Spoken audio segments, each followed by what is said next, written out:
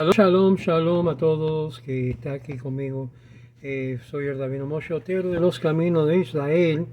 Y obvio, pasa lo que pasa, tenemos que seguir adelante estudiando lo que es el libro de 1 Samuel, eh, Aleph Shmuel. Estamos en el capítulo 10, ya hemos dado lectura al capítulo 10 y vamos a ir mirando algunos de los comentarios acá sobre el capítulo 1 y leemos: tomó entonces Samuel un frasco de aceite y vertió sobre su cabeza de Shaul y lo besó y dijo: ¿acaso no es que te ungió el Eterno por príncipe por sobre todo su heredad?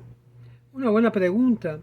El Eterno escogió a Shaul sobre todo para ser la cabeza de toda la heredad del pueblo de Israel, esto incluyendo no solamente el pueblo mismo, sino la tierra. En el versículo 1, la idea de un frasco de aceite que no era el ungimiento oficial, cuyos ingredientes hallamos que son compuestos de varios elementos y solamente permitido para este propósito de ungimiento de reyes y de lo que es el servicio. No sé por qué se me está pegando aquí la página. Y vemos todos estos ingredientes enumerados en el capítulo 30 de Éxodo, versos 22 al 24, siendo que fueron reservados solamente para la casa de los reyes de la casa de David, pero más bien fue aceite de bálsamo, que también leemos según el Talmud en Kiriat, capítulo 5, verso B. Sin embargo, también mantiene que los dirigentes eran forzados después del ungimiento del rey de David y no antes.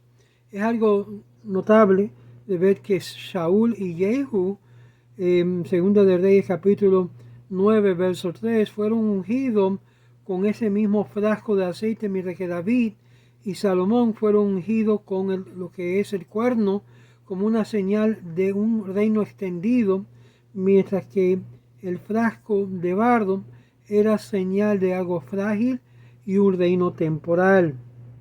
De aquí en la Megilá 14a, leemos también en la Megilá 14a y en Jor 12a y en Keritot 6a, que la base de este pasaje, que mi cuerno ha sido levantado por el Señor, mi cuerno está hablando de la redención, la fortaleza sobre su herencia. Israel es la herencia de Dios y es ahí mencionado también en Deuteronomio 32, verso 9. Verso 2 nos indica que fue cuando te hayas ido de mí y encuentres dos hombres junto a la tumba de Rachel en el confín de Benjamín en Selach, y te dijeron: ya fueron halladas las asnas que fuiste a buscar, pero he aquí que dejó tu padre de preocuparse por el asunto de las asnas y está inquieto por ustedes, no ya las asnas. ¿Y qué haré por mi hijo? Fue la pregunta que se hizo el verso 2. Llegaron por la tumba de Rachel, que era la frontera de Benjamín. Sabemos que Benjamín era el último hijo que dio a luz Rachel, y ella como resultado luego fallece. Ahora no es la tumba de Rachel, sino la frontera de Yehudá en Betlehem. Más bien esto significa que ahora que de la tumba de Rachel, en la cual se encontraron, y ahí vas a hallar que también hallaron hasta lo que es la frontera de Benjamín en Zelza.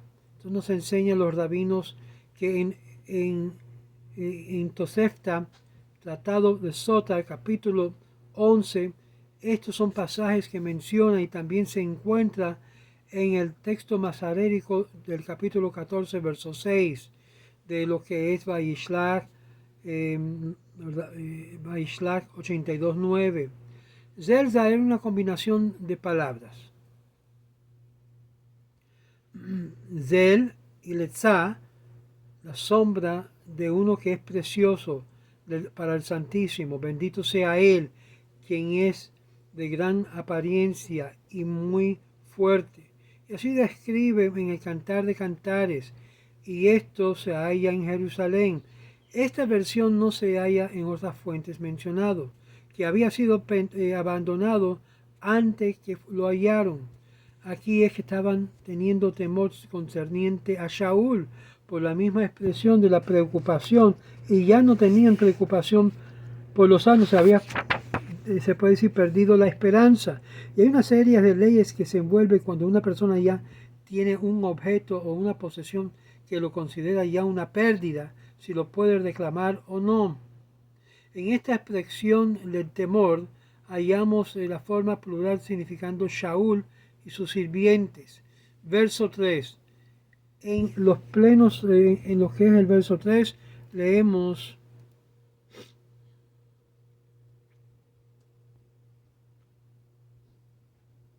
entonces pasarás de ahí más adelante y hallarás hasta la encina de Tabor, y encontrarán ahí 3 hombres subiendo a prosternarse a Dios en Betel.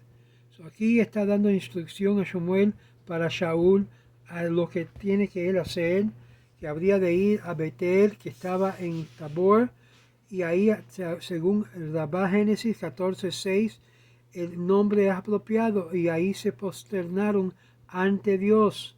A Betel. Betel significa casa de Dios, un lugar donde Jacob soñó de la escalera que subía hasta lo más profundo arriba y tocaba abajo. Esto es considerado como un lugar sagrado durante el tiempo en el cual los lugares altos eran sancionados o santificados como una construcción que se fue creado ahí. Y mucha gente iban ahí como peregrinaje a orar y también a ofrecer sacrificios ahí mismo. A través de la inspiración profética, como se experiencia comúnmente en Génesis capítulo 28, verso 16, hasta la entrada al cielo, que uno puede aprender de los decretos celestiales y uno puede aprender también de los decretos sobre la tierra. Y ambos son seres. El rabino Kimchi, sin embargo, menciona que fue el lugar de la presencia de Dios que era evidente en Betel. Verso 4.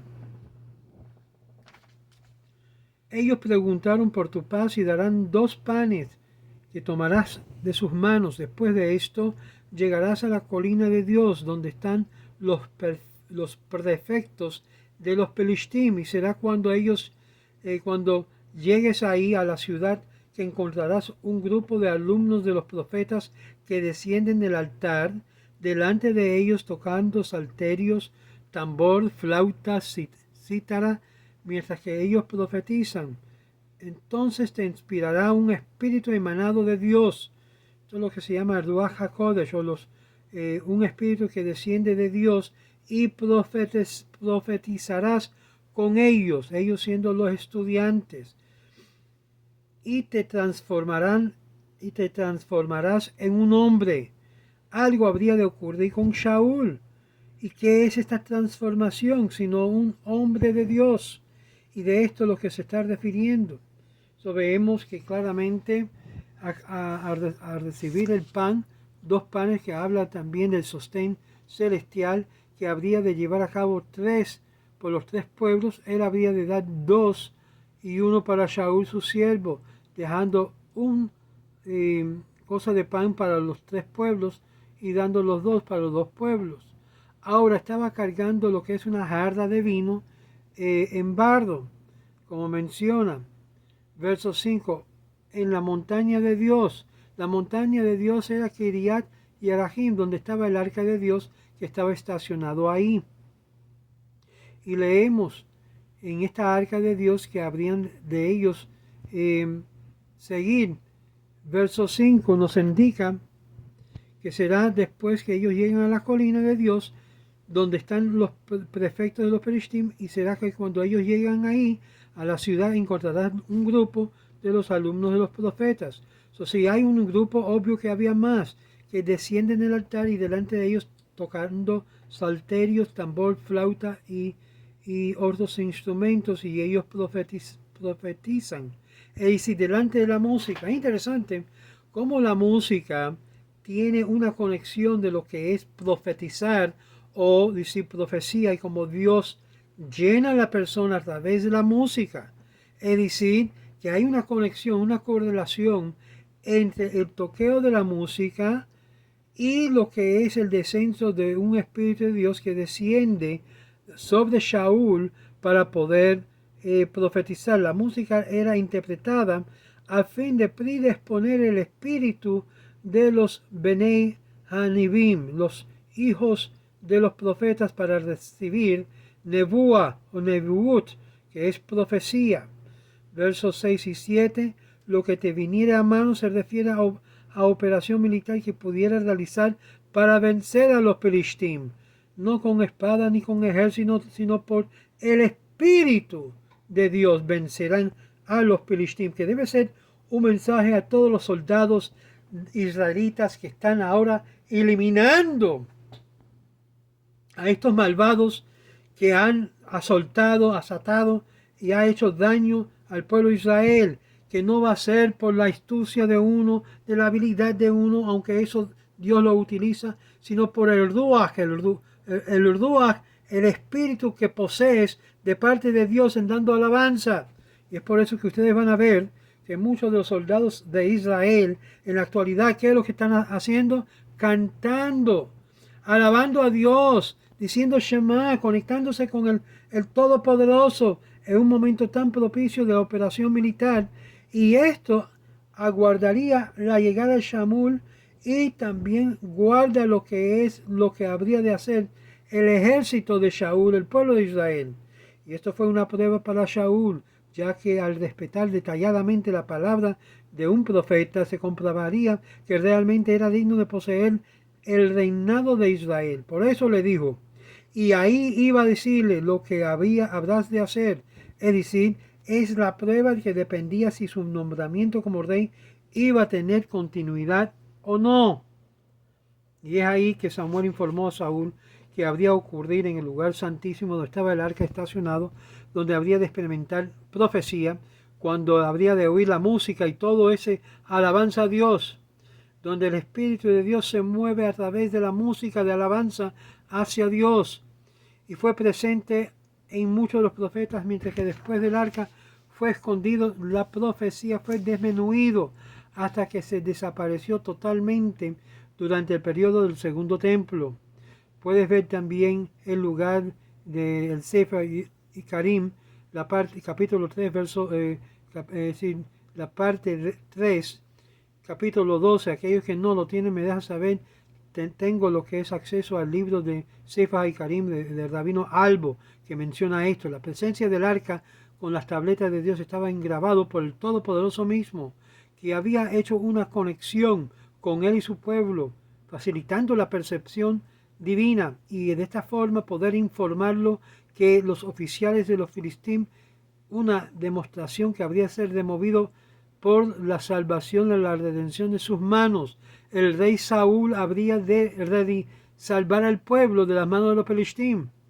Y una banda de profetas, literalmente una montaña de profetas, que es la palabra Hevel en hebreo, Nevi'im, y Jasher rinde esto como una banda de escribas.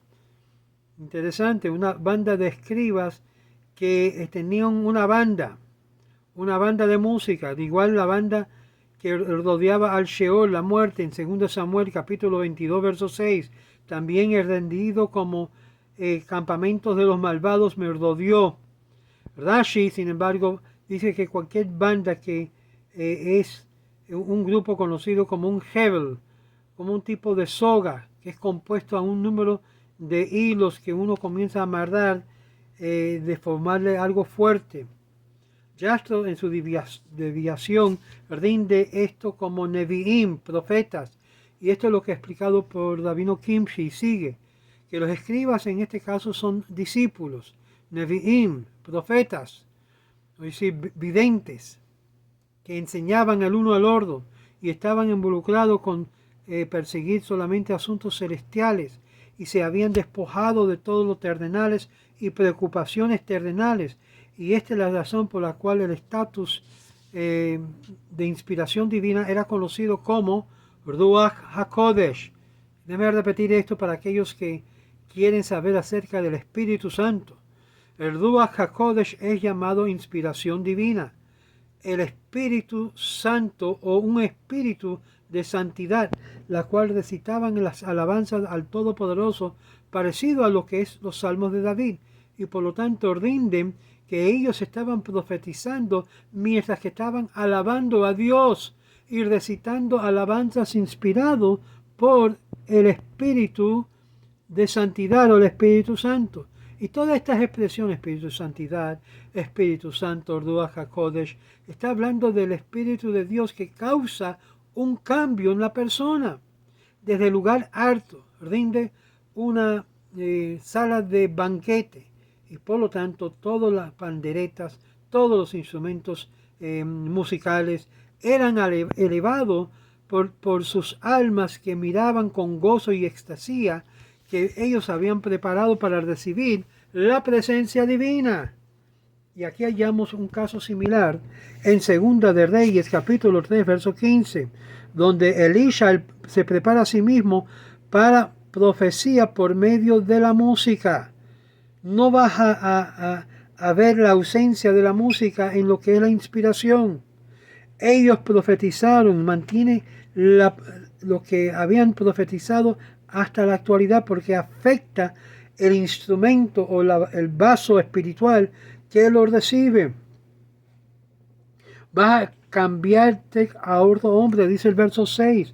Tú vas a obtener y a tener lo que es el aspecto del trabajo profético y el espíritu majestuoso. Será algo digno para poder dominar lo que es la soberanía. Es decir, que Shaul se habría de convertir en un profeta, ya era ungido para el rey y habría de combinar esos dos aspectos en una sola persona. Y por esto será el verso 7, dice que te transformarás en un hombre. Algo interesante. ¿Cómo es esto que se transformará en un hombre? ¿No era él un hombre?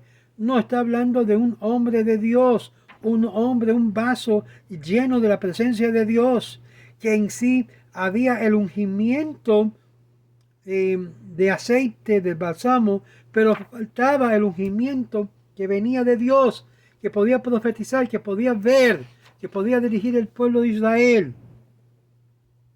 Era la expresión mismo de todo el pueblo. Por eso la idea de Ruach HaKodesh en la mano de un rey es lo que unge, y es por eso que dicen que Shaul era Mashiach. Shaul era Mashiach de la tribu de Benjamín. Interesante, ¿no? Porque más tarde vemos muchos pretendientes de Mashiach que no tenían unción y causaban tremendos fracasos al pueblo de Israel. Pero esto aquí vemos el proceder, lo que es el proceder, el protocolo del ungimiento del rey de Israel y cómo se puede considerar Shaul como Mashiach. Aquí tenemos otra parte, que deberá profetizar, deberá transformar su carácter, su conducta. Y será cuando te sucedan estas señales, harás por ti lo que te viniera a mano, porque Dios, y aquí está la clave, ¿cómo sabemos? Porque Dios está contigo. Y después bajarás ante que yo a Gilgal, y he aquí yo descenderé a ti para ofrender los holocaustos y sacrificar ofrendas pacíficas. 7 días esperarás hasta que yo venga a ti y te haga saber. Todavía estás bajo la instrucción del profeta mayor que es Shmuel, que es la que está ungiendo. Ahora, esto nos consta a preguntar. En el verso 8, vendrás después que yo en Gilgal. Es decir, Shmuel tiene que estar ahí primero. Luego llega Shaul. Esto refiriéndose a lo que es la ofrenda de holocausto completo, que se llamaba todo el holocausto. Y ahí indica el futuro reino era dependiente de cómo él habría de ser este mandamiento simple. Si haría este mandamiento, impondría sobre él la monarquía. Si no, inmediatamente se saldría de sus manos. Y debe de esperar ahí. Y dice que el verso 9, ordo corazón, un espíritu real, un espíritu real, un espíritu eh, de rey. Y esto es lo que él todavía no tenía. Él tenía un espíritu de hombre. Y sucedió que Shaul se hubo vuelto para irse a Shmuel y le transformó Dios el corazón en otro, totalmente diferente el sentido. Y le acontecieron todas estas señales en este día. No solamente que era un hombre nuevo, era también un hombre con un corazón nuevo, con una misión nueva, con una predisposición espiritual nuevo.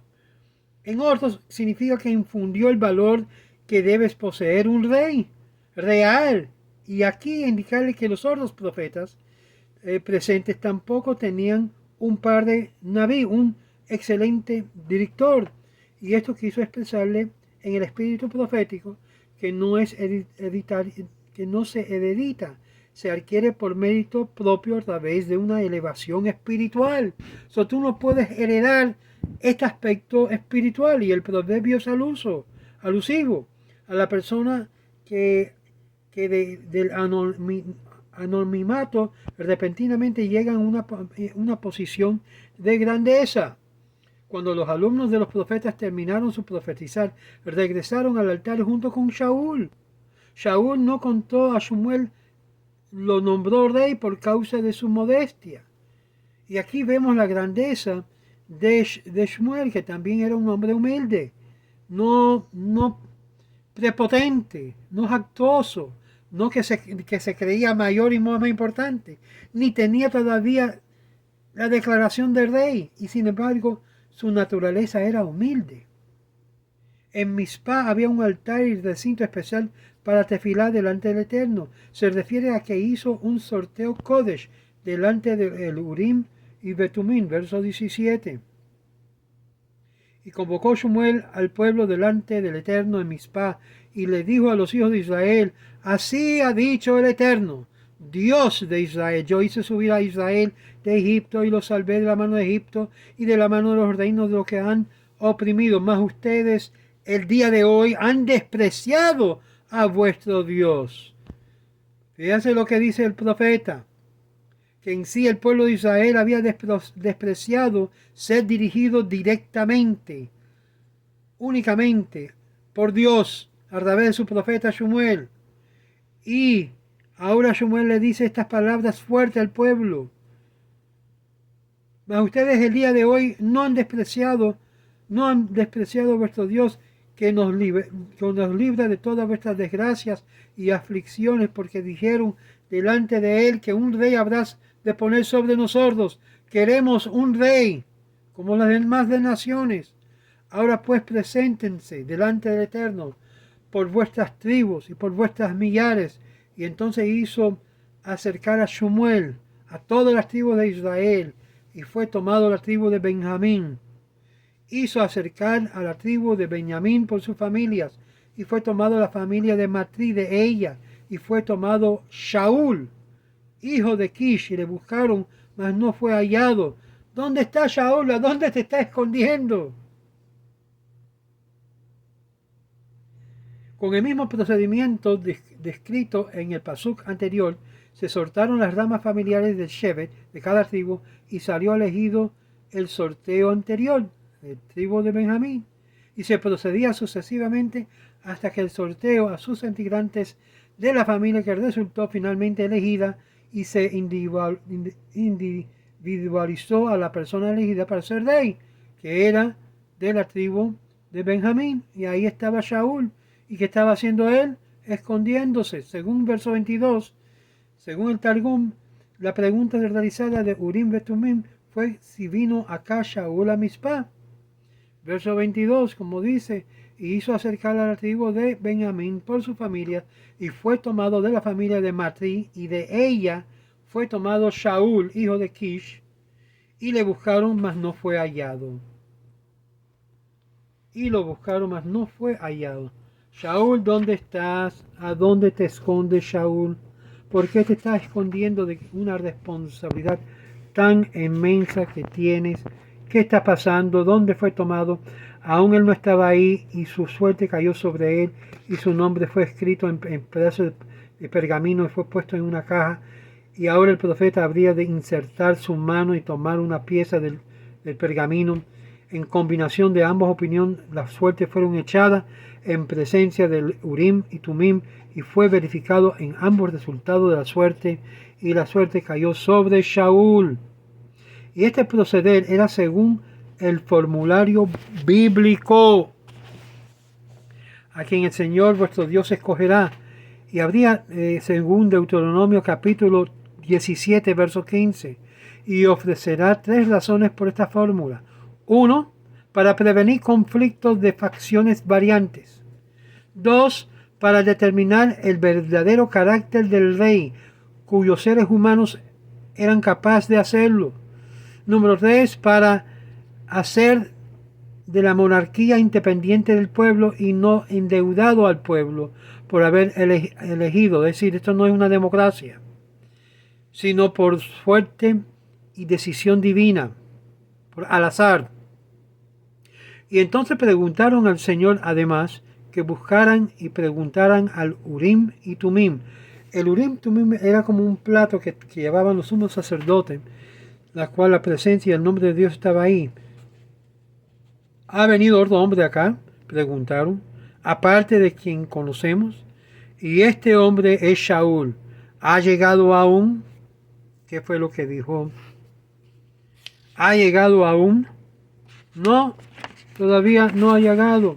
Y vamos a ver en continuación en el próximo video lo que ocurre y cómo Shaul es escogido y es levantado delante de Dios y delante del pueblo como el Mashiach de la casa de Benjamín. Yo digo esa palabra porque es muy importante de entender que el procedimiento con Shaul llega a establecerse el protocolo inicial para todos los reyes en el futuro, incluyendo lo que aún esperamos, el Mashiach, porque todavía no ha llegado. Y este proceder, este protocolo, tiene que seguirse aún cuando se declara el Mashiach en la casa de Israel de nuevo en nuestro tiempo. No se puede olvidar. Y además de todo esto, tiene que haber un profeta. No dije cabalista. La gente piensa que los cabalistas de hoy son profetas. No lo son. No sean que comienzan a profetizar y sus profecías llegan a llegar hasta exactitud de sus predicciones. Hasta ahora no tenemos profetas, porque el espíritu de profecía se fue del pueblo de Israel y está poco a poco regresando lo que es la presencia, el Ruach HaKodesh, de nuevo a Kalal Israel. Sí, ahora. Y es por eso que esperamos en cualquier momento que se llegue a revelar el Mashiach. El Mashiach todavía no ha llegado. El Mashiach tiene que hablar con un ungimiento especial a un ser humano aquí en la tierra. Y podemos dialogar sobre esto del Mashiach mucho más amplio, incluyendo el aspecto si puede salir de los muertos o no. La mayoría están de la opinión que una vez que la persona muere ya deja de poder calificarse como Mashiach. Yo he hablado sobre esto muchísimo en mis videos. O sea, parte de los caminos de Israel, conéctase con este canal, estudia y conozca lo que va a venir en el futuro, que es el Mashiach. Pero nuestra salvación no está puesta en el Mashiach. Nuestra salvación está puesta en Dios, que traerá a su Mashiach para hacer el trabajo que muchos de nosotros no podemos lograr hacer. Y esto será un ejemplo para todos, un ejemplo para el pueblo de Israel. Shalom, shalom y Shabbat shalom mevorach. Le habla Sor Davino Moshe Otero.